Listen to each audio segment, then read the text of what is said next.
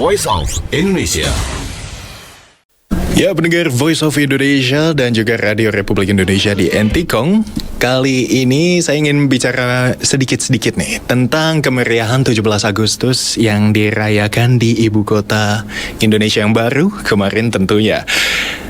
Tentunya pendengar Voice of Indonesia, diadakannya kemerdekaan Indonesia 17 Agustus di Ibu Kota Nusantara yang salah satunya pendukung kemeriahannya itu adalah logo baru HUT ke-79 Republik Indonesia yang baru, yang tentunya sangat menarik nih dan punya juga ideologi-ideologi tersendiri dari setiap lekukan yang ada pada gambarnya, dan tentunya itu dirancang oleh seorang desainer yang memiliki ciri khas dan juga cara yang unik sendiri untuk menjelaskan desainnya. Dan kali ini Kali ini kita akan ngobrol bareng nih dengan Mbak Ingrid Wenas, seorang yang andil dalam menciptakan logo HUT Republik Indonesia. Dan langsung ayo kita sapa saja. Halo Kak Ingrid, bagaimana kabarnya? Baik. Baik. Oke. Terima kasih undangannya. Oke, kayaknya nanyanya udah 2 kali nih Kak ya. Dan mungkin saya mau tanya-tanya sedikit nih tentang pengalaman. Betul ya, Kak Ingrid tuh udah 15 tahun lebih nih sebagai direktur kreatif ideologi. Ya, betul. Jadi saya sekaligus sebagai foundernya, lalu sebagai kreatif directornya juga. Oke, dan selama 15 tahun itu kalau boleh tahu Kak Ingrid memulai perjalanannya nih sebagai kreatif director dan juga owner dari ideologi. Pastinya banyak nih cerita yang menarik bisa diceritakan kepada kami. Ya dulu lulus kuliah itu kan di 2008. Terus habis itu memang sejak kuliah itu udah punya mimpi untuk punya studio desain sendiri. Tapi waktu itu kan masih nggak tahu bagaimana caranya. Jadi ya dijalani aja. Jadi setelah lulus itu freelance dulu, semua dikerjain dulu sendiri itu sekitar 4 tahunan. Lalu setelah itu baru mulai hire tim desainer, pelan-pelan bertambah dari 1, terus 2 orang. Lalu setelah itu mulai saya jadi creative director, itu mendirect mereka. Oke. Kami sendiri itu nggak pernah lebih dari 5 orang, jadi memang small team. Small team ya, tapi small team that makes a big impact, betul Kak ya? Amin. Oke, tapi selama itu tandanya dari lulus kuliah langsung mulai ini ya, ngebuat cari freelance, emang udah passionnya dari dulu tandanya di dunia desain dan grafis gitu Kak? Iya, memang waktu kuliah itu, sambil kuliah itu kayak menemukan ini, saya suka dunia ini seperti itu. Sempat waktu lulus kuliah itu sempat kepikir mau cari pengalaman dulu kerja di Jakarta, tapi terus nggak jadi. Saya pikir ya kita cari pengalaman kan juga bisa dari kerja sendiri juga sambil dijalani. Oke, tapi kalau misalnya saya boleh tanya nih, kan Kak Ingrid itu menciptakan desain logo HUT RI yang kemarin disebarluaskan di mana-mana ya tentunya. Hampir semua, bukan hampir ya, tapi semua orang di Indonesia tahu logonya itu apa. Dan mungkin ada apa nih, kayak misalnya yang bisa diceritakan dalam proses pembuatannya, diskusi dengan tim kecilnya itu dengan yang bisa menghasilkan cerita dan juga logo yang sangat menarik gitu. Pastinya itu sih, saya dan tim banyak berdiskusi juga, banyak brainstorming. Jadi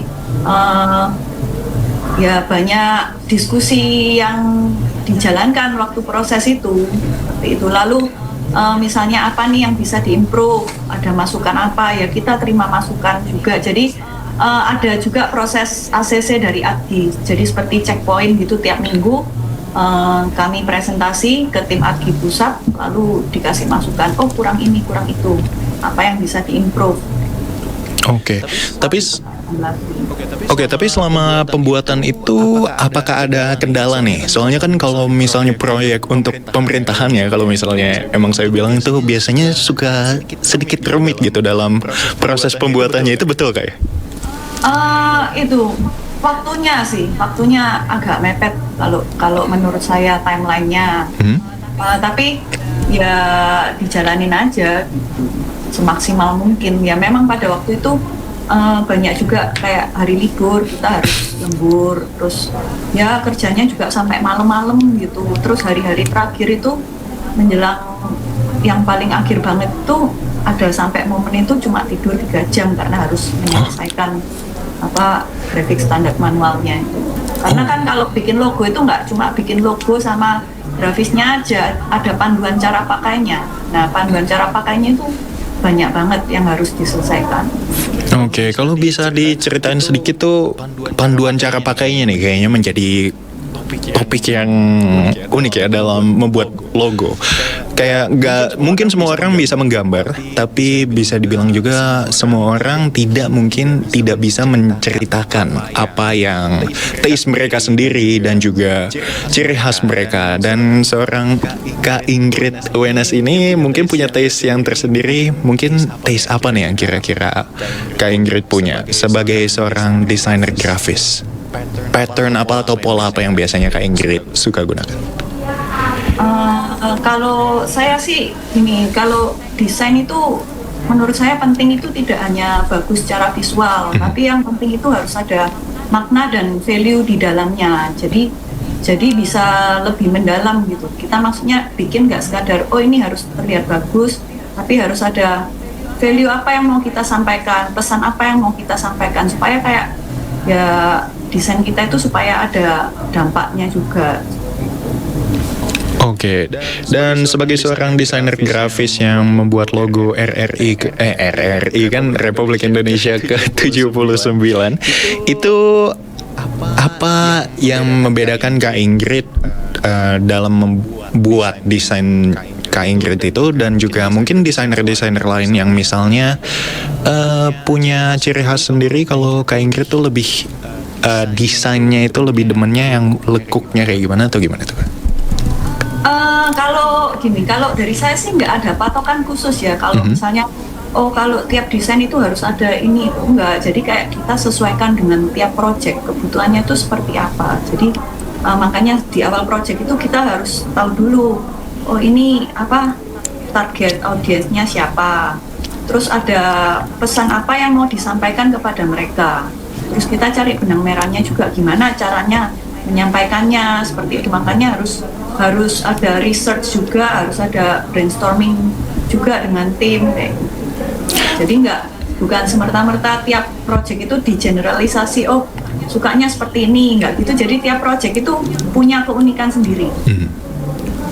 Oke, dan kalau misalnya saya lihat nih kan Kak Ingrid dan tim Kak Ingrid itu sangat berperan penting ya, itu di bidang kerjasama dan kolaborasinya. Dan untuk menggambarkan desain yang bisa dibilang cocok nih untuk warga Indonesia, bisa mencerminkan warga Indonesia dan pemilihan karakter dan nilai yang tepatnya itu, Kak Ingrid, kalau bisa dikasih tahu sedikit kepada kami, itu bisa dilihat dari mana? Dari warga Indonesia dan juga desain logo Kak Ingrid. Ya, jadi kita mempelajari dulu ya. Maksudnya,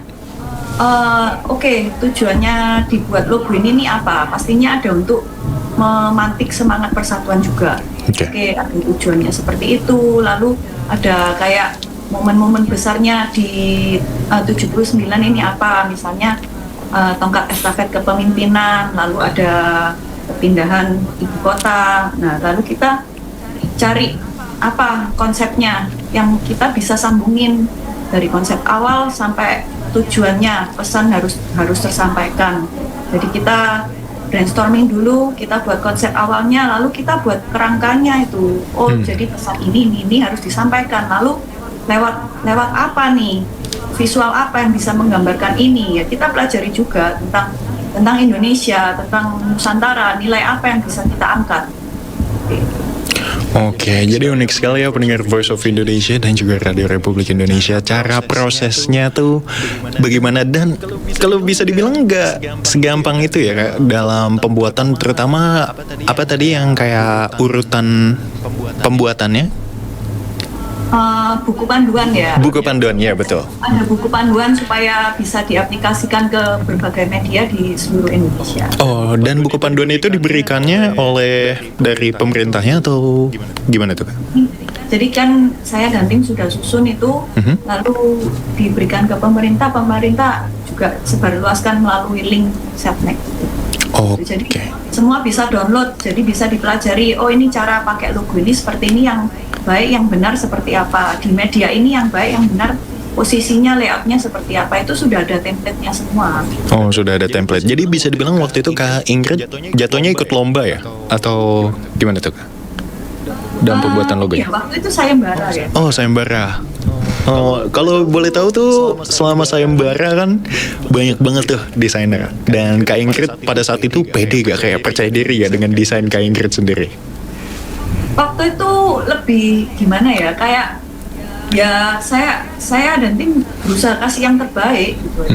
Kayak ya kita kasih yang terbaik dengan seluruh skill dan seluruh pengetahuan kita, apa yang kita bisa kita kasih yang terbaik. Maksudnya masalah menang atau enggak itu kan kita nggak bisa tahu gitu loh.